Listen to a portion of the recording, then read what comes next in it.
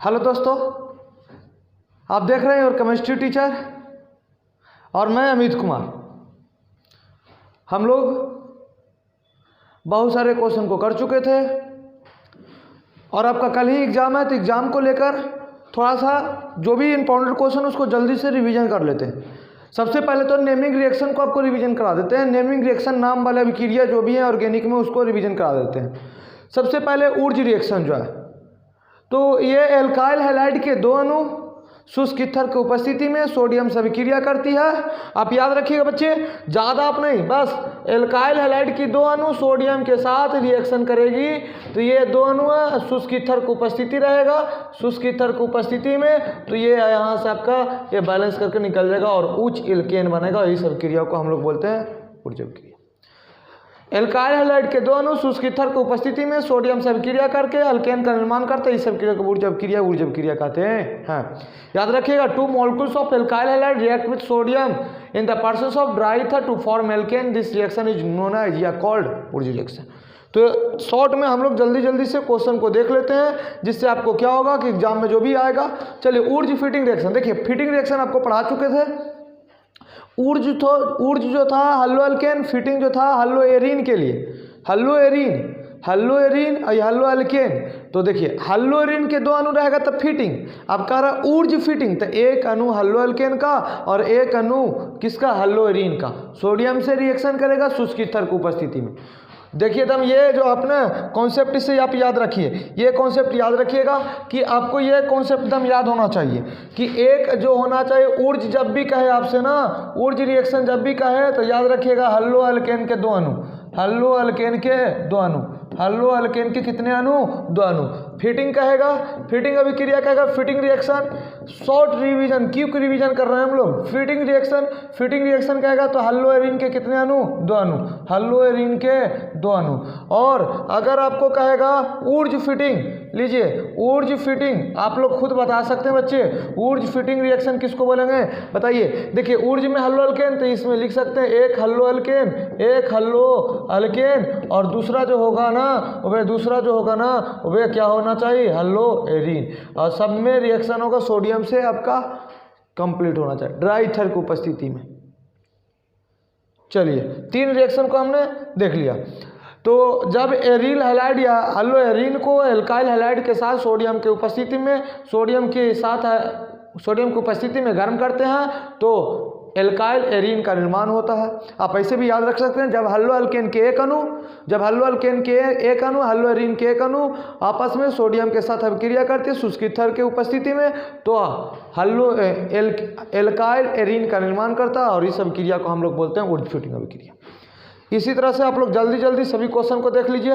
Nitration of benzene, हम इसका video डाल चुके हैं। नाइट्रेशन ऑफ बेंजीन का नाइट्रेशन डाल दिए हैं। तो यहाँ पर आप समझ लीजिए, जब बेंजीन की अभिक्रिया कॉन्सेंट्रेटेड H2SO4 की उपस्थिति में होती है ना, तो आपका बनेगा क्या चीज, देख लीजिए, जब HNO3 के साथ कराया जाता है तो नाइट्रोबेंजीन का निर्माण होता है। नाइट्रेशन का मतलब ही होता है नाइट्रोबेंजीन के नाइट्रेशन से नाइट्रोबेंजीन बनता है। बेंजीन के नाइट्रेशन से नाइट्रोबेंजीन बनता है, याद रखिएगा। कार्बाइलअमीन अभिक्रिया, देखिए कार्बाइलअमीन भी पूछा हुआ है, ये सभी रिएक्शन पूछा हुआ, आप इसे एक बार देख लीजिए तो आराम रहेगा आपको।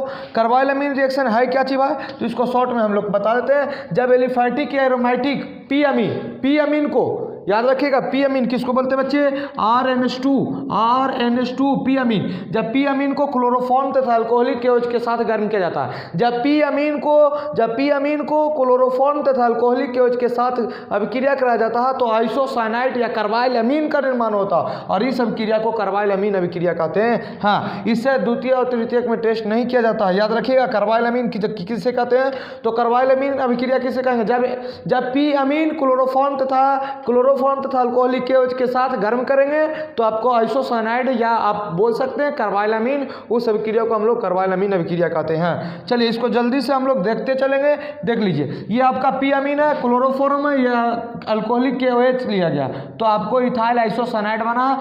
मिस पी अमीन को क्लोरोफॉर्म अल्कोहलिक केओएच के साथ, तो इसको हम बोल सकते हैं कार्बाइलअमीन और इस रिएक्शन को कार्बाइलअमीन अभिक्रिया कहते हैं। एक एक चीज़ को देखना। चलिए कोलवे अभिक्रिया देख लीजिए। कोलवे अभिक्रिया क्या है भाई? कोलवे अभिक्रिया भी थोड़ा देख लीजिए। सभी नेमिंग रिएक्शन को आप देखते चलिए, जितने भी नेमिंग रिएक्शन है सभी एक एक पढ़ते चलना है। ये आपको शॉर्ट में रिवीजन करा रहे हैं ना, जिससे आपको क्या होगा ना, बोर्ड में आएगा ना तो कोई दिक्कत नहीं होगा। तो क्या है कोलवे अभिक्रिया में? इस अभिक्रिया में कार्बन डाइऑक्साइड गैस को 4 से 7 वायुमंडल दाब तक 400 केल्विन पर सोडियम फिनेट से गुजारते हैं तो सोडियम सिलिसेट प्राप्त होता है। सोडियम सिलिसेट प्राप्त होता है जो खनिज अम्लों से अम्लीकृत होकर सिलिसिक अम्ल देता है। इस अभिक्रिया को कोलवे अभिक्रिया कहते हैं।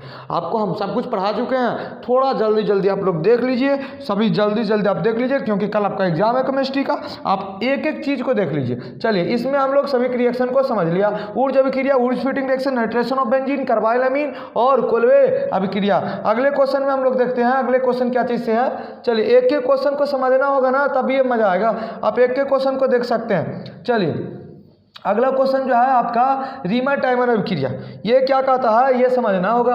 रीमर टाइमर अभिक्रिया क्या होता है? तो आप इसको याद कर सकते हैं। जब फिनॉल को क्लोरोफॉर्म, जब फिनॉल को देख लीजिए, जब फिनॉल का अभिक्रिया क्लोरोफॉर्म के साथ अल्कोहलिक केओज के साथ में किया जाती है उपस्थिति में, तो सिलेसियल डिहाइड का निर्माण होता है। मिस कह सकते हैं जब अल्कोहलिक केओज की उपस्थिति में फिनॉल क्लोरोफॉर्म से अभिक्रिया करती है, फिनॉल क्लोरोफॉर्म से अभिक्रिया करती है तो सिलेसियल डिहाइड का निर्माण करता है, और इस अभिक्रिया को हम रीमर टाइमर अभिक्रिया कहते हैं। हाँ कुछ नहीं है, आप एक एक बार देखते चलें, रिएक्शन को समझते चलिए, हो जाएगा। फिनॉल को आपको रिएक्शन कराना क्लोरोफॉर्म के साथ, याद रखिएगा किसको उपस्थिति में? अल्कोहलिक केओज के साथ उपस्थिति में। चलिए फ्रीडल क्राफ्ट अभिक्रिया, आप देखिए फ्रीडल क्राफ्ट रिएक्शन भी पूछा हुआ क्वेश्चन है। सभी नेमिंग रिएक्शन को आप शॉर्ट रिवीजन कर लीजिए, जिससे कोई दिक्कत नहीं होगा। देख लीजिए जब बेंजीन को AlCl3 की उपस्थिति में एल्काइल हैलाइड या एसिड क्लोराइड के साथ अभिक्रिया कराया जाता है तो एल्काइल बेंजीन या कीटोन बनता है। इस अभिक्रिया को फ्रीडल क्राफ्ट अभिक्रिया कहते हैं। यह बेंजीन को आपको मिथाइल क्लोराइड के साथ अल्युमिनियम क्लोराइड की उपस्थिति में अभिक्रिया करा देंगे तो टॉलिन बनेगा। यहाँ से H या PSC, इसको इस तरह से समझ सकते हैं। यहाँ पर देख लीजिए, यहाँ पर H है, ये HCl बाहर निकल गया और CH3 आके जुट गया, टॉलिन बन गया। तो हम बोल सकते हैं जब बेंजीन को मिथाइल क्लोराइड के साथ अभिक्रिया कराया जाता है तो टॉलिन का निर्माण होता है, और इस अभिक्रिया को फ्रीडल क्राफ्ट अभिक्रिया कहते हैं। हाँ एक एक चीज़ को समझते चलना है, एक एक चीज़ को समझते चलना है। चलिए अगले क्वेश्चन को समझ लेते हैं। फ्रीडल क्राफ्ट के बाद कनिजारो रिएक्शन लीजिए, इससे तो ऑब्जेक्टिव भी आना है। याद रखिए कनिजारो अभिक्रिया कब होता है? जब अल्फा हाइड्रोजन नहीं रहता, जब अल्फा हाइड्रोजन नहीं रहेगा। आप इसमें याद रख सकते हैं, देख लीजिए जब 2 एल्डिहाइड मॉलिक्यूल जिनके पास अल्फा हाइड्रोजन नहीं हो तो अल्फा हाइड्रोजन, जैसे देखिए ये क्या ये कर सकती है CHO, ये देखिए मेन ग्रुप हो गया, तो मेन ग्रुप के बाद ये अल्फा कार्बन, तो इस हाइड्रोजन को अल्फा हाइड्रोजन कहेंगे, तो ये नहीं करेगा। तो इससे ऑब्जेक्टिव भी आएगा कि कनिजारो अभिक्रिया कौन नहीं प्रदर्शित करता है, इस पर हम बना चुके हैं वीडियो। तो जब 2 एल्डिहाइड मॉलिक्यूल्स, याद रखिएगा जब 2 एल्डिहाइड मॉलिक्यूल जिनके पास अल्फा हाइड्रोजन नहीं हो वे अभिक्रिया करते हैं किनसे? 50% एक्वा एल्कली के साथ कराया जाता है तो आपका निर्माण होता है क्या चीज? ऑक्सीकृत होकर एसिड का लवण बनाते हैं, अम्ल का लवण बनाते हैं, जो दूसरा मॉलिक्यूल अपचयित होकर अल्कोहल बनता है, और इस अभिक्रिया को कनिजारो अभिक्रिया कहते हैं।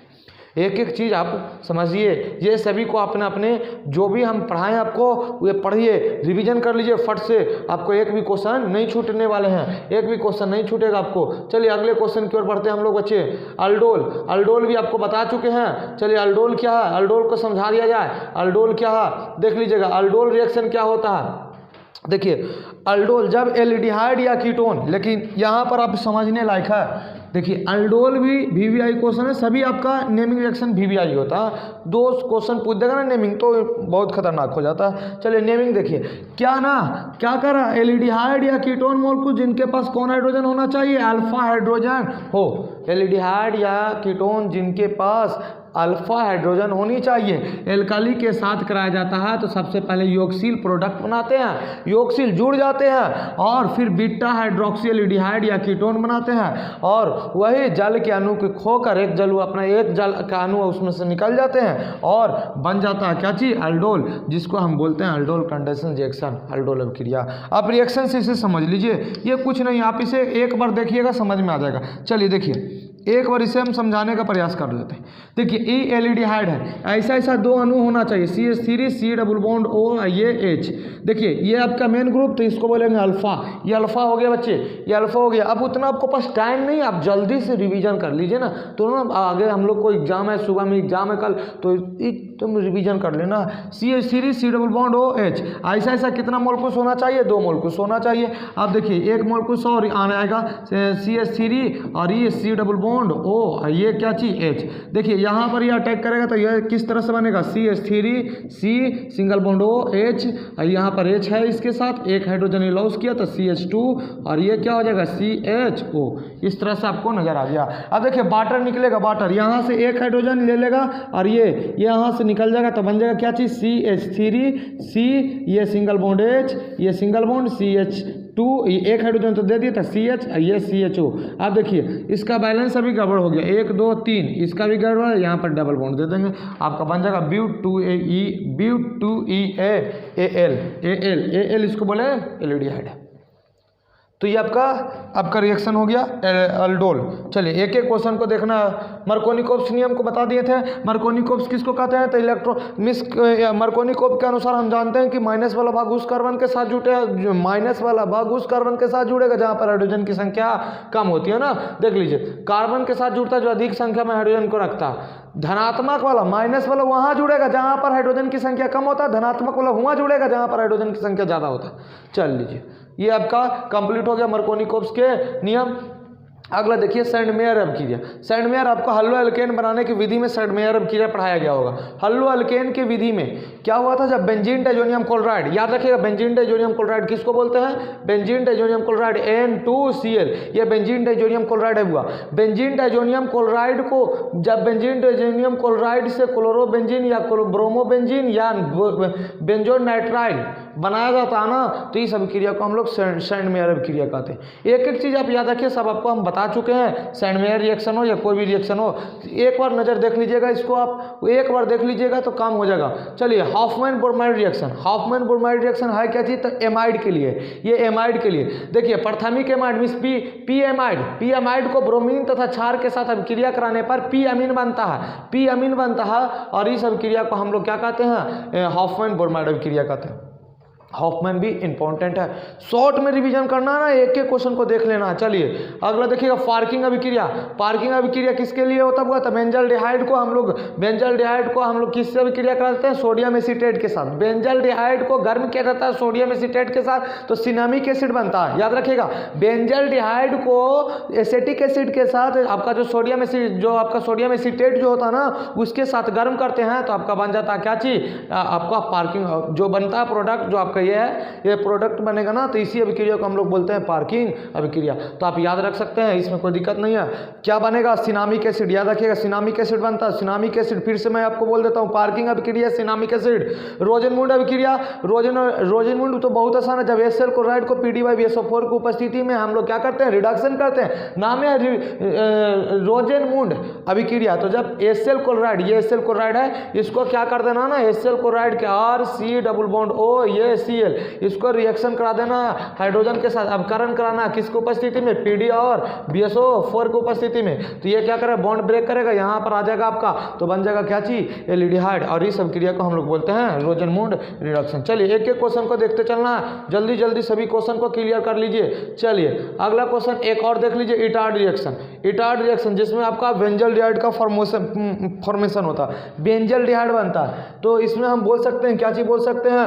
जो देखिए जब टोलिन की अभिक्रिया क्रोमाइल क्लोराइड से CCl4 या CH2 की उपस्थिति में कराई जाती है, तभी ऑक्सीकृत होकर बेंजल डिहाइड का निर्माण करता है। तो ये इतना से ज़्यादा नेमिंग रिएक्शन नहीं आने वाला, इतना से ज़्यादा नेमिंग रिएक्शन आपका नहीं आएगा। चलिए उसके बाद हम आपको मुक्त मूलक भी पढ़ाए। मुक्त मूलक जिसके पास एक मुक्त इलेक्ट्रॉन होता है उसे मुक्त मूलक कहते हैं बच्चे। जिनके पास एक मुक्त मूलक होते हैं उसको एक मुक्त इलेक्ट्रॉन होना चाहिए। ये किससे बनते हैं? तो आपको ऑब्जेक्टिव क्वेश्चन आएगा, समास विखंडन से बनते हैं। समास विखंडन से मुक्त मूलक, कार्बोकेटायन विषमास विखंडन से। चलिए अगले क्वेश्चन को हम लोग देख लेते हैं। अगला क्वेश्चन समझिए, क्या होता है जब आप क्वेश्चन को समझना होगा। क्या होता है जब इसमें हम देखेंगे सबसे पहला question, sodium acetate is heated with soda lime. Sodium acetate को सोडा लाइम के साथ गर्म किया जाता है। सोडियम एसीटेट को सोडा लाइम के साथ गर्म किया जाता है तो क्या बनता है मेरे प्यारे बच्चे? बहुत इंपॉर्टेंट क्वेश्चन है। जब सोडियम एसीटेट को सोडा लाइम के साथ गर्म करते हैं तो मीथेन बनता है। याद रखिएगा किस तरह से क्या होता है जब, तो आपको एकदम इंपॉर्टेंट है। ये देखिए CH3COONA, अब प्लस में ये सोडियम एसीटेट को सोडा लाइम के साथ हम क्रिया करा दीजिए NaOH, तो यहाँ से हम निकाल सकते हैं क्या चीज़ Na2CO3। देख लीजिए Na2CO3 बन गया CH4, मीथेन बन गया। एक एक क्वेश्चन को देख लीजिए, एक एक क्वेश्चन को समझिए तो पूरी तरह से आपका कंप्लीट हो जाएगा। चलिए ये तो आपको समझा दिया। चलिए अगला, एसिटिलीन को लाल तप्त कॉपर नली में प्रवाहित की जाती है। Acetylene is passed through red hot copper tube. जब एसिटिलीन को लाल तप्त कॉपर नली में प्रवाहित की जाती है तो क्या बनती है? अब एसिटिलीन किसको बोलते हैं? इथाइन को। C2H2, इसको बहुलीकरण भी बोल सकते हैं ना, तो बन जाता क्या? 3 दूनी 6 C6H6 बेंजीन बनती है। तो आप याद रखिएगा एसिटिलीन को लाल तप्त कॉपर नली में प्रवाहित करते हैं तो बेंजीन बनता है, बेंजीन बनता है। याद रखिएगा क्या होता है जब इंपॉर्टेंट क्वेश्चन आपको आएगा तोड़ के नंबर दे देता है। नाइट्रोबेंजीन को एसएन और एचसीएल से अभिक्रिया कराया जाएगा तो क्या बनेगा? नाइट्रोबेंजीन को एसएन और एचसीएल से अभिक्रिया कराएंगे। देखिए एसएन और एचसीएल में आपस में अभिक्रिया होगी ना तो हाइड्रोजन गैस निकलेगा और ये हाइड्रोजन गैस यहाँ से ऑक्सीजन को हटा देगा, एनिलीन बन जाएगा, एनिलीन बनेगा। तो जब नाइट्रोबेंजीन को एसएन और एचसीएल के साथ अभिक्रिया कराया जाता है तो एनिलीन का बनता है, एनिलीन का निर्माण होता है। चलिए एक एक क्वेश्चन को देख लेते हैं, इसमें कोई दिक्कत नहीं होना चाहिए, किसी बच्चे को कोई दिक्कत नहीं आना चाहिए। क्या होता है जब का पूरे क्वेश्चन को देख लेंगे ना तो पूरी तरह से आपको क्लियर हो जाएगा। चलिए अब ज़्यादा क्वेश्चन नहीं है, अब 5 से 6 क्वेश्चन और है। क्या होता है जब, उसके बाद हम लोग ये पूरे टॉपिक को क्लियर कर लेंगे। इतना देख लेना क्या होता है जब आपका और नेमिंग रिएक्शन कंप्लीट हो जाएगा। क्या है? Calcium carbide is allowed to react with water. क्या होता है जब कैल्शियम कार्बाइड को जल के साथ अभिक्रिया कराया जाता है? क्या है कैल्शियम कार्बाइड? किसको बोलते हैं? CaC2 को कैल्शियम कार्बाइड बोलते हैं और जल के साथ अभिक्रिया करा देगा H2O, तो यहाँ से आपका निकल जाएगा कैल्शियम हाइड्रोक्साइड CaOH का होल ट्वाइस। अब बन जाएगा क्या चीज़ आपका C2H2 देख लो। याद रखिएगा सिंगल बॉन्ड की लेंथ जो होती है ना कितना होती है? लेंथ भी पूछता है, याद रखिए 154 पिकोमीटर होता है। 154 ये आपका एंगस्ट्रॉन में है 1.54 एंगस्ट्रॉन, जिसको आप पिकोमीटर में 154 पिकोमीटर बोलिएगा। फिर 134 होता है, 120 होता है, आप याद रखिएगा। ट्रिपल बॉन्ड के 120। तो यहाँ पर ये आपका इथाइन है, बाई एनी में कम रहता है का हाइड्रोजन। चलिए आयोडोफॉर्म क्या होता है? क्या क्वेश्चन कर रहा है? एसीटोन को I2 तथा NOH के साथ गर्म किया जाता है।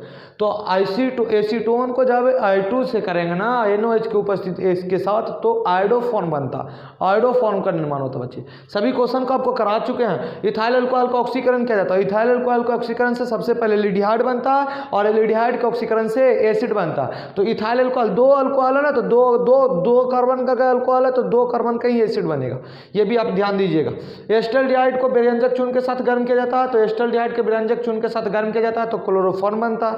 ये सभी क्वेश्चन आपको पूछने वाले हैं। मीथेन को सूर्य के प्रत्यास्थ प्रकाश में क्लोरीन से अभिक्रिया कराया जाता है तो सबसे पहले एक हाइड्रोजन निकलेगा, फिर एक हाइड्रोजन, इसी तरह से 4 हाइड्रोजन निकलेगा तो CCl4 का निर्माण होगा। CCl4 कार्बन टेट्रा क्लोराइड का निर्माण होगा। एक एक क्वेश्चन का हम आपको कराने का प्रयास किया हुआ। चलिए और अगला कोई ब्रोमोबेंजीन रिएक्ट विथ Mg, शुष्क ईथर की उपस्थिति में ब्रोमोबेंजीन की अभिक्रिया Mg से कराई जाती है। तो ये ब्रोमोबेंजीन है, इसको Mg से शुष्क ईथर की उपस्थिति में, तो आपको बन जाएगा क्या चीज़? ये आपका आप इसको बोल सकते हैं फ्रैंकलिन रिएक्शन में RMgX, यहाँ पर R नहीं है AR है, ठीक ना। एल्काइल मैग्नीशियम ब्रोमाइड, ये आपका बेंजीन मैग्नीशियम ब्रोमाइड का फॉर्मेशन कर दिया। तो ये आपका क्या होता है जब है, और साथ में नेमिंग रिएक्शन। 2 टॉपिक को हमने कवर कर लिया। फिर मिलते हैं अगले वीडियो में, जब तक के लिए जय हिंद जय भारत।